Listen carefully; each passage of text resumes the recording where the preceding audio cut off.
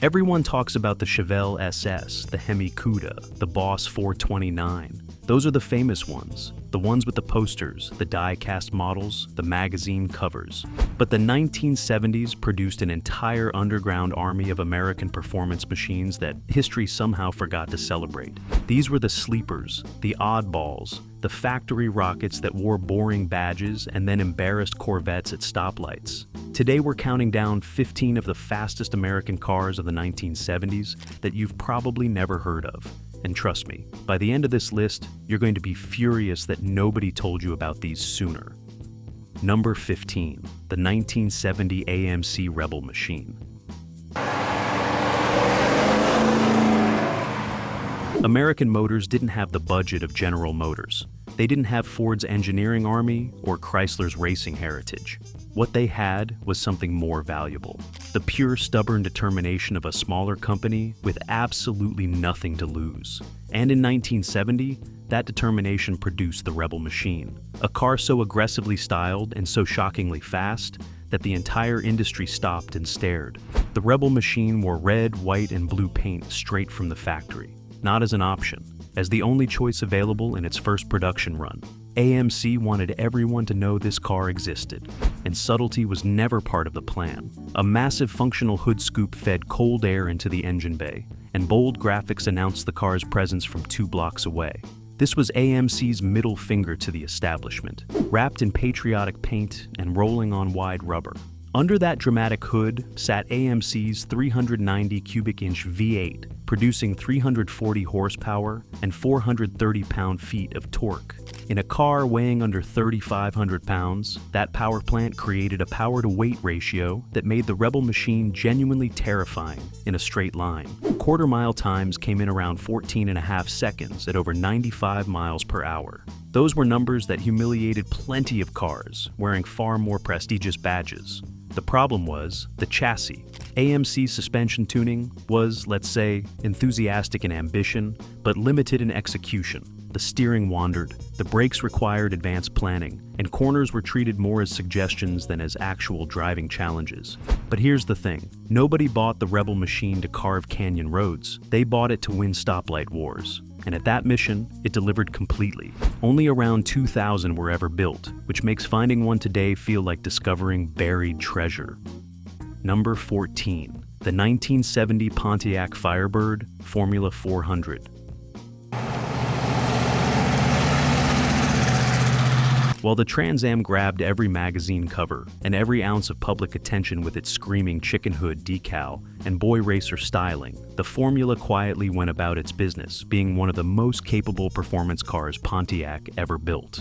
And almost nobody remembers it. That's a genuine tragedy, and we're here to fix it. The Formula 400 wore a cleaner, more restrained body. No giant bird on the hood, no outrageous graphics package screaming for attention. Just a power dome hood, a purposeful stance, and the knowledge that underneath that understated sheet metal sat a 400 cubic inch V8, breathing through a Rochester Quadra J carburetor and producing 330 horsepower. Torque sat at 430 pound-feet, arriving low in the rev range and staying strong all the way to redline. 0 to 60 happened in just over 6 seconds. Quarter-mile times landed in the high 13s. For a car that looked like something a mildly sporty accountant might drive, those numbers were absolutely savage. The Formula also received upgraded suspension components, heavier-duty shocks, and thicker anti-roll bars that gave it handling capabilities the standard Firebird could only dream about. What made the Formula genuinely dangerous was exactly what made it underappreciated. It didn't announce itself. You'd see one at a stoplight and think nothing of it. Then the light would change and you'd spend the next 30 seconds watching its taillights disappear into the distance, quietly reconsidering every assumption you'd ever made about Pontiacs without cartoon birds on them. Number 13, the 1970 Oldsmobile Cutlass W31.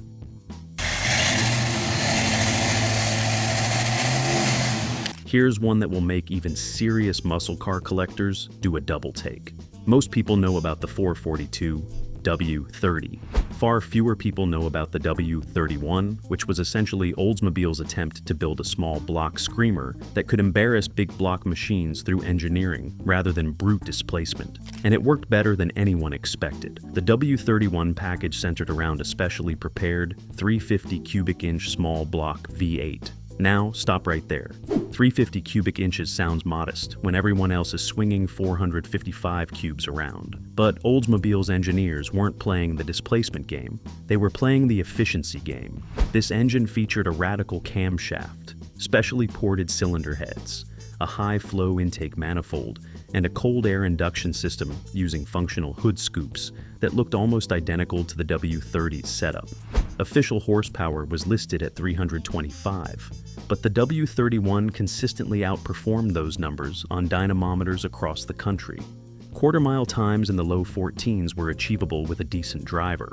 The car weighed significantly less than its big block siblings, which meant that smaller engine was pushing a lighter package. Physics, as it turns out, doesn't care about badge size. Oldsmobile only built around 500 W31 Cutlasses. 500. That's not a production run. That's practically a secret handshake. Today, finding one in original condition is nearly impossible, and most collectors don't even know to look for them, which means when you do find one, you're probably getting a deal. Probably. Number 12. The 1971 Mercury Cyclone Spoiler 429. Mercury doesn't get nearly enough respect in the muscle car conversation. They were always the sophisticated older cousin standing in the corner, while Fords and Mopars got all the attention at the party. But in 1971, Mercury built a machine that deserved to be the center of attention. The Cyclone spoiler with the 429 Cobra jet engine was a genuine performance weapon, wearing a brand that most people associated with comfortable land yachts. The 429 Cobra jet V8 officially produced 370 horsepower. Officially. Independent testing suggested the real number was considerably closer to 420 horses, with torque figures exceeding 450 pound-feet.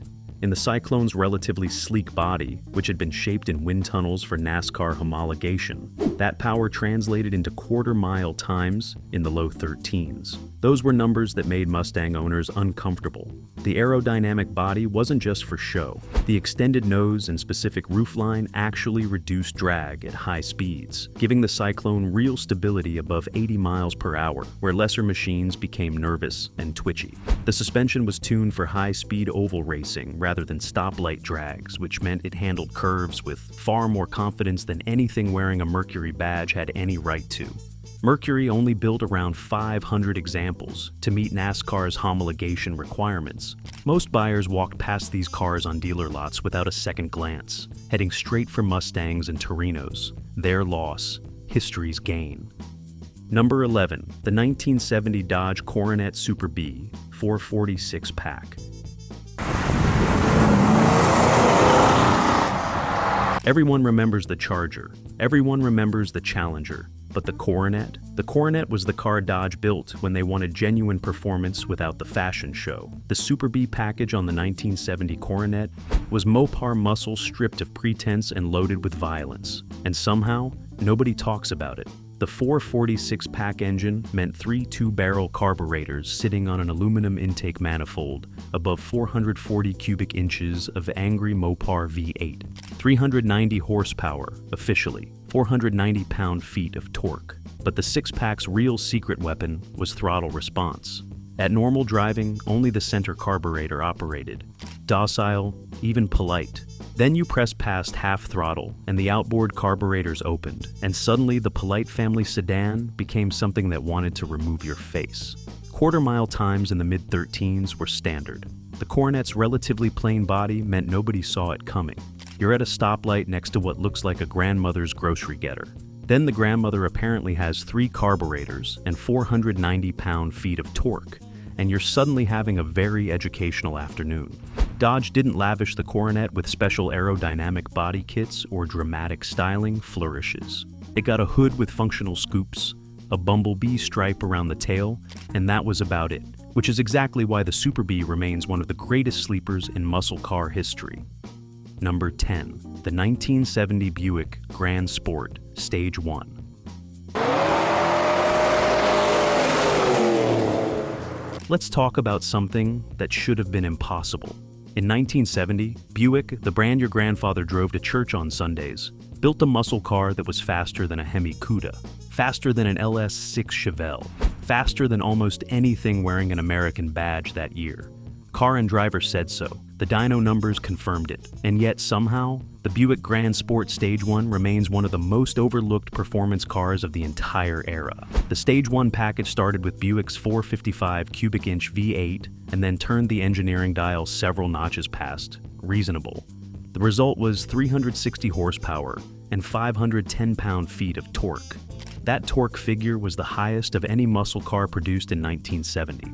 More than the Hemi, more than the LS6, more than anything. When you planted your foot, the Grand Sport didn't rev up dramatically. It simply pulled, like something very large had attached a chain to the rear bumper and was accelerating away from you at a concerning rate. Quarter-mile times hovered in the low 13s. 0 to 60 happened in under 6 seconds. The car rode on a platform that was more luxury cruiser than corner carver, which meant directional changes required planning and commitment. But in a straight line, nothing wearing a 1970 model year badge scared the Grand Sport Stage 1. Only around 400 units were built with the full Stage 1 package. 400 for what was arguably the fastest production car of its year. Number 9. The 1970 Plymouth Roadrunner 440+6. Plymouth's cartoon bird muscle car was supposed to be the budget option, maximum performance, minimum pretense, and a price tag that working people could actually access. The base Roadrunner with the 383 engine accomplished that mission. Then Plymouth offered the 440+6 option, and the budget muscle car became something genuinely frightening. 3 two-barrel carburetors feeding 440 cubic inches, 390 horsepower, and 490 pound-feet of torque, delivered in that same progressive, then suddenly violent power delivery that defined the six-pack configuration. The Roadrunner's body was deliberately plain. Rubber floor mats instead of carpet, a bench seat rather than buckets, minimal sound deadening that meant you heard every mechanical symphony the engine chose to perform.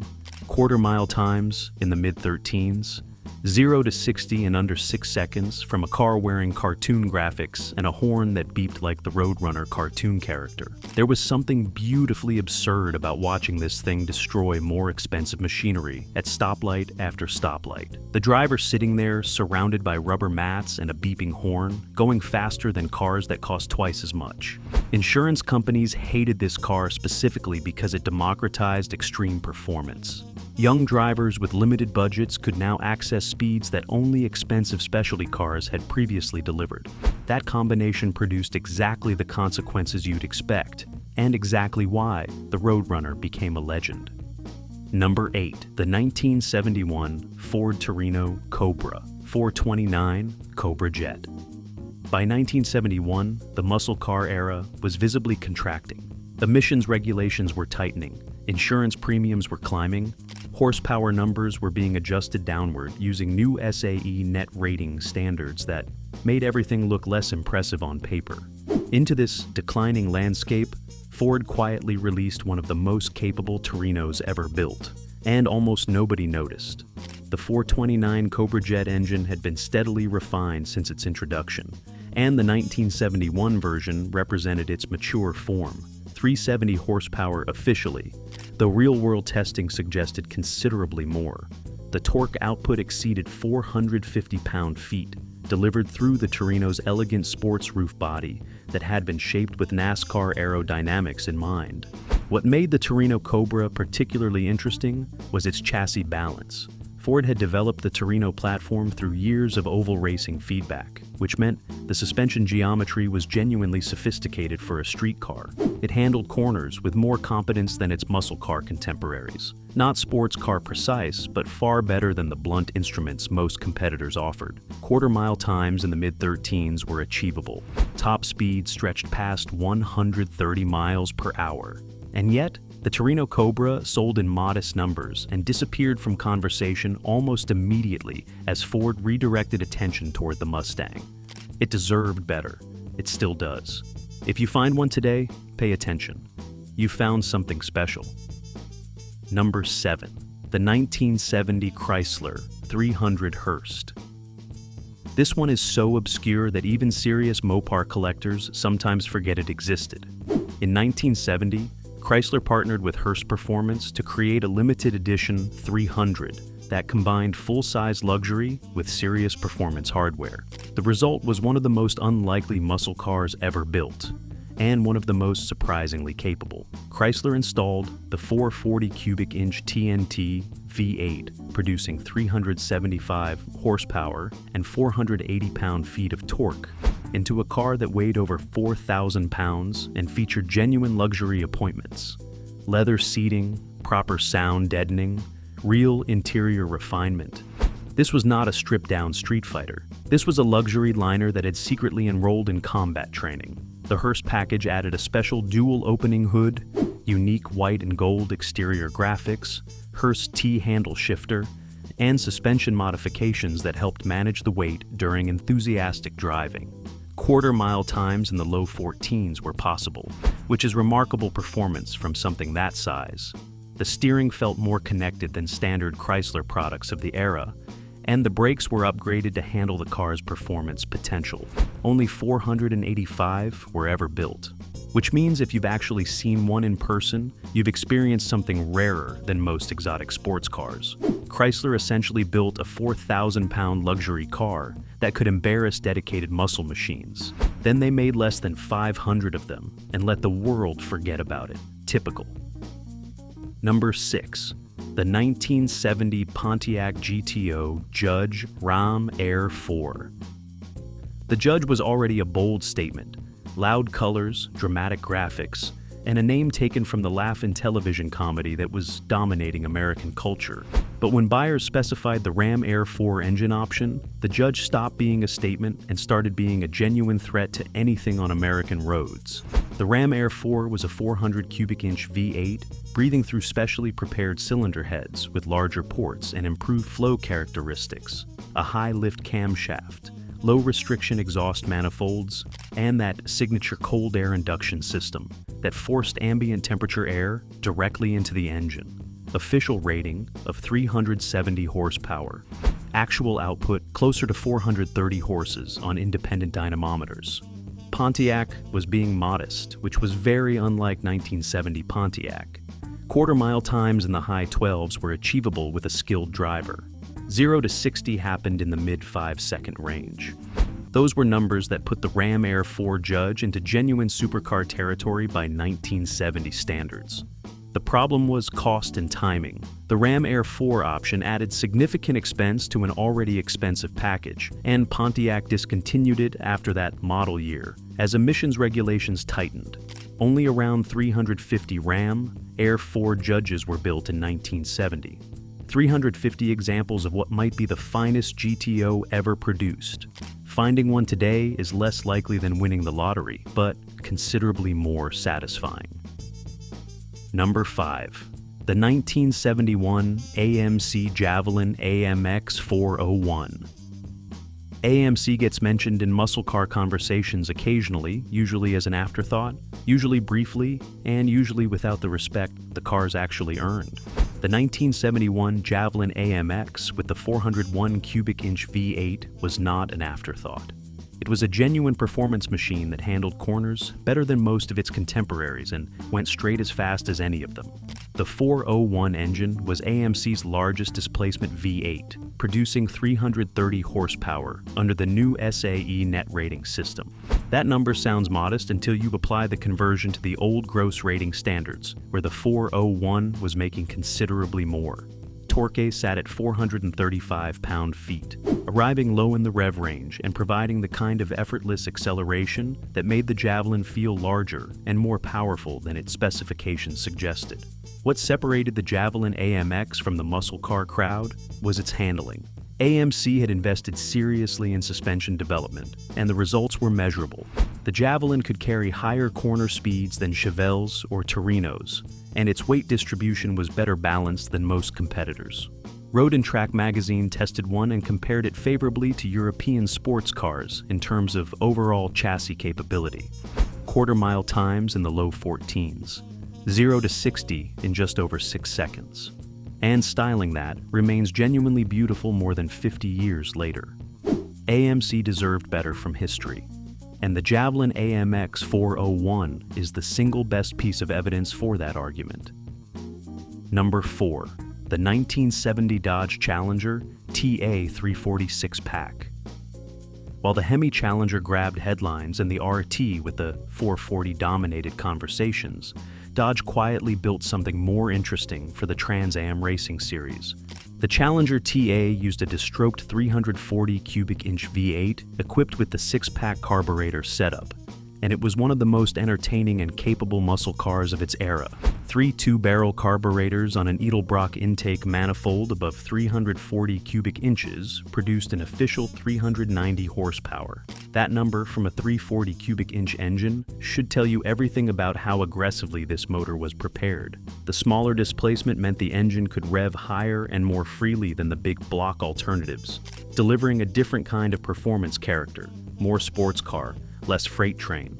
The TA also received a suspension package tuned for road course work rather than straight line launches. Lower ride height, stiffer springs, wider tires, and those distinctive side exit exhaust pipes that snaked out ahead of the rear wheels and produced a bark that could be heard from blocks away. The handling was the best of any factory Challenger variant, full stop. Side exit exhausts, functional hood scoop, unique badging, and a suspension that actually worked in corners. Dodge only built around 2,500 TA models, and the combination of rarity and genuine capability has made them among the most sought-after Mopar muscle cars. Except, almost nobody outside the dedicated Mopar community knows they exist, which means their prices haven't caught up with their quality yet. You're welcome. Number 3. The 1971 Ford Mustang Mach 1 Super Cobra Jet. The Mach 1 was not a forgotten car by any standard measure. Ford sold plenty of them, and the name carried genuine recognition. But the specific combination of the Mach 1 body with the Super Cobra Jet 428 engine represents a variant so capable and so underappreciated that it belongs on this list without question. The Super Cobra Jet differed from the standard Cobra Jet through a series of internal upgrades that Ford included specifically for buyers who indicated their cars would see drag strip use. Stronger connecting rods, an external oil cooler to maintain proper lubrication during sustained high RPM operation, a higher numerical rear axle ratio for launch performance. These weren't cosmetic differences. These were engineering decisions that transformed a fast car into a genuinely brutal one. Official horsepower was listed at 335. The actual output was considerably closer to 400 horses, making the Super Cobra Jet one of the most underrated engines of the muscle car era. Quarter-mile times in the high 13s were standard. A skilled driver and proper tuning pushed times into the low 13s. The Mach 1 body provided better aerodynamics than the standard fastback, and the overall package felt more cohesive and capable than most Mustangs of the period. Ford's decision to list conservative horsepower figures was deliberate strategy to manage insurance costs for buyers. It worked beautifully for Ford's customers, less well for history's understanding of what these cars could actually do. Number 2. The 1970 Oldsmobile 442 W30 455. The 442 W30 with the 455 cubic inch engine represents possibly the most sophisticated muscle car package of the entire 1970 model year, while Chevrolet was brute forcing their way to performance numbers with the LS6, and Chrysler was deploying the Hemi like a blunt instrument. Oldsmobile was actually engineering a performance car. There's a difference, and the W30 is the proof. The W30 package took the 455 cubic inch V8 and added a specifically tuned camshaft, aluminum intake manifold, specially ported cylinder heads, functional cold air induction through hood scoops that actually worked, and low restriction exhaust manifolds that allowed the engine to breathe freely. Official output was 365 horsepower. The torque figure was 500 pound-feet. That torque number is not a misprint. 500 pound-feet from a factory street car in 1970. Quarter-mile times of 13.5 seconds at over 100 miles per hour. 0 to 60 in under 6 seconds. These were numbers that belonged on a racing machine, delivered by a car with a proper interior, functional creature comforts, and ride quality that didn't require a chiropractor after every drive. Car and driver tested a W30 and recorded results that embarrassed the LS6. Chevelle they'd tested the same year. The W30's real danger was its refinement. It felt composed and sophisticated at normal speeds, which lulled drivers into comfort.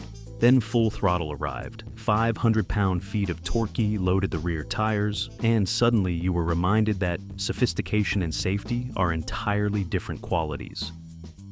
Number 1. The 1973 Pontiac Firebird Trans Am Superduty 455. By 1973, the muscle car era was supposed to be over. The obituaries had been written. Emissions regulations had strangled displacement. Insurance premiums had made performance cars financially impossible for most buyers. The fuel crisis was approaching. Every signal suggested that American high performance was finished, buried under mountains of legislation and economic reality. And then Pontiac released the Superduty 455. This engine had no business existing in 1973. It featured forged pistons, a high-lift camshaft, specially prepared cylinder heads with improved porting and larger valves, a high-rise aluminum intake manifold, and low-restriction exhaust manifolds that told emissions regulations exactly what Pontiac thought of them. Officially, the Superduty produced 290 horsepower under the new SAE net rating system.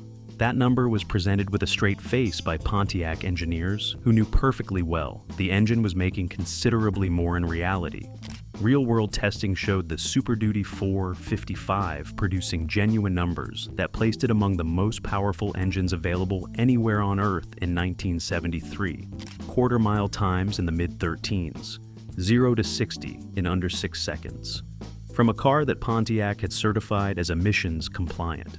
This was automotive defiance on a level that deserves genuine historical recognition. Only around 1,000 Superduty Trans Ams were produced across the 1973 and 74 model years. The engine required premium fuel at a time when the gas crisis made premium scarce and expensive. The solid lifter camshaft demanded regular valve adjustments. The Rochester Quadrajet carburetor needed careful tuning. This was not a car for casual owners. It was a machine that demanded commitment and rewarded skill. What made the Superduty Trans Am the most remarkable car on this list wasn't just its performance. It was what that performance represented. Every other manufacturer had surrendered. Every other brand had accepted the new reality. Pontiac looked at the regulations, looked at the market conditions, looked at every reasonable argument for building something more sensible, and then built the Superduty 455 anyway. Because they could. Because some engineers still cared more about performance than compliance. Because in 1973, Pontiac wasn't ready to admit the era was over. They were right to resist. The Superduty Trans Am became the last great muscle car of the original era. The final proof that American performance engineering hadn't been defeated. It had simply been waiting for the right moment to remind everyone what it was capable of doing. And when that moment came, it delivered in the only language muscle cars have ever truly spoken: horsepower, torque, and a quarter-mile time that made the entire establishment nervous. The 1970s produced more overlooked performance machines than any other decade in American automotive history. While the famous names got the posters and the magazine covers, these 15 cars were out there in the real world, winning races nobody wrote about, embarrassing expensive machinery at stoplights, and building reputations among the small communities of enthusiasts who knew the truth. These weren't transportation, they were statements. Rolling declarations that American engineering refused to be ordinary, even when the world was demanding exactly that.